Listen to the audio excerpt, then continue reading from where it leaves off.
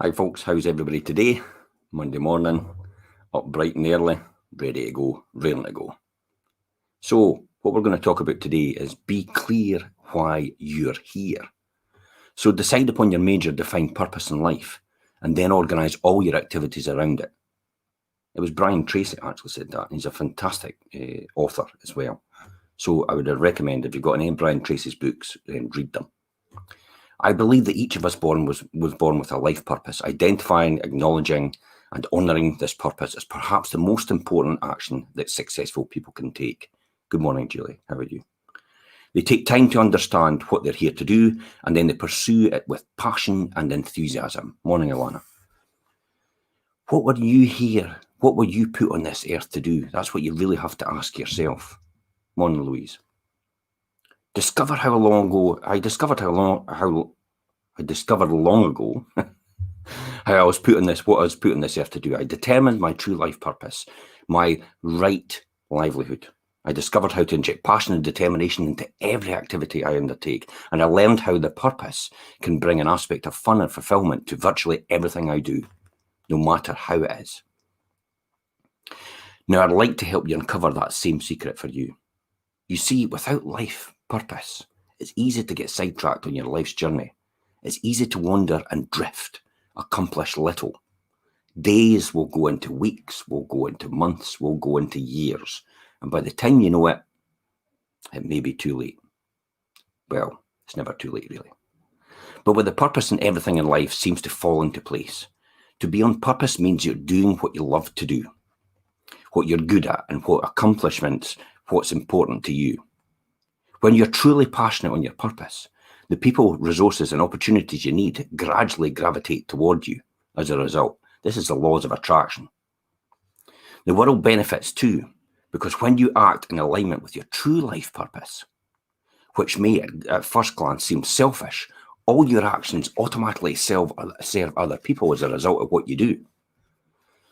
So, let's look at some other people's personal life purpose statements. I'll talk about mine first. My purpose was to put here to better other people's life. That's really it. Ultimately, if I can develop income at what I do and I love what I do, then I'll use that income to help other people in the ways I can and the knowledge I've acquired on that journey. Hence the reason why I'm doing this. To inspire and empower people to achieve their destiny is another person's life purpose. To uplift humanity's consciousness through business. That's kind of like mine. To humbly serve the Lord by being a loving, playful, and powerful, passionate example of absolute joy that is available to us at the moment when rejoicing God's gifts and sincerely love and serve all of His creations. And that was another person's life purpose. To leave the world a better place than I found it, for the horses and for the people too. That must have been somebody that loved horses. Morning, Karen, how are you? So once you know your life purpose is, you can organise all of your activities around it. Everything you do should be an expression of your purpose. If every activity didn't align with your purpose, you wouldn't work on it. I mean, that's a fact.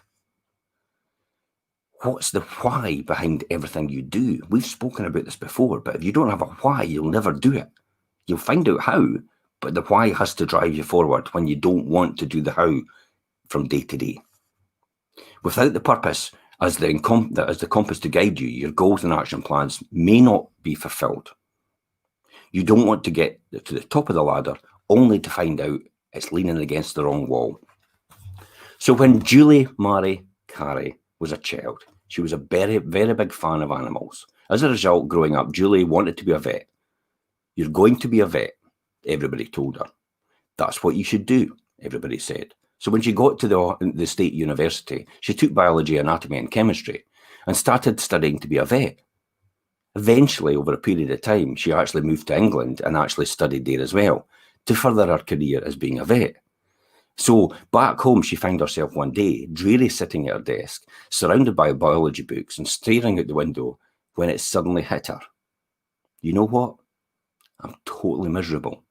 What am I doing? I don't want to be a vet. Then Julie asked herself, what is the job I'd love so much that I'd do it for free? That's the job I'm doing. But you could actually get paid for. It's not being a vet, she said. That's not the right job for her. Julie thought back over the years and the things she'd done in her life and what made her most happy, suddenly then it hit her. It was all the youth leadership conferences that she'd been and volunteered at, and the communications and leadership courses she had taken as elective courses back in in her community. So how can she have been so ignorant, she thought. Here I am in the 4th year at school. Well, the 4th year at school, and she knows what she's wanting to do. And just finally realising I'm on the wrong path. But it's been right here in front of me the whole time. I just never took the time to acknowledge it until now. Buoyed by her new insight, Julie spent the rest of her year in England taking courses in communications and media performance. When she returned to Ohio State, she eventually was able to convince the administration to let her create her own program in leadership studies. And it took her a while. It took her actually 2 years to finally graduate. She went on to become the senior management consultant in leadership training development for the Pentagon.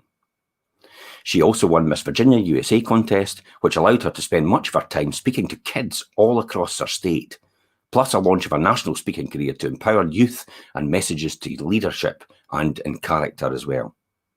By the way, Julie was able to do all this at 26 years old. A testament to the power that clarity of purpose can create in your life. Today, Julie has reached over 1 million people as one of the top youth leadership speakers at student conferences, high schools and colleges, and youth leadership programs worldwide. Look at Josh Quigley. That's what he does. But he's got a passion for cycling and to be the Tour de France champion in 2026. The first Scotsman to do it. Good luck, Josh. You may have seen her on the Today Show and the Fox News and the New York Times, or a success coach for the teens and young women featured in the goal-setting TV on MTV. Julie Lai even received an Emmy Award for what she did. The good news that you don't have to go all the way to the United States or anywhere else around the world to discover what you're really good at. You can do it here. You can simply complete the 2 exercises that will help you clarify this purpose. And we'll speak about that more tomorrow.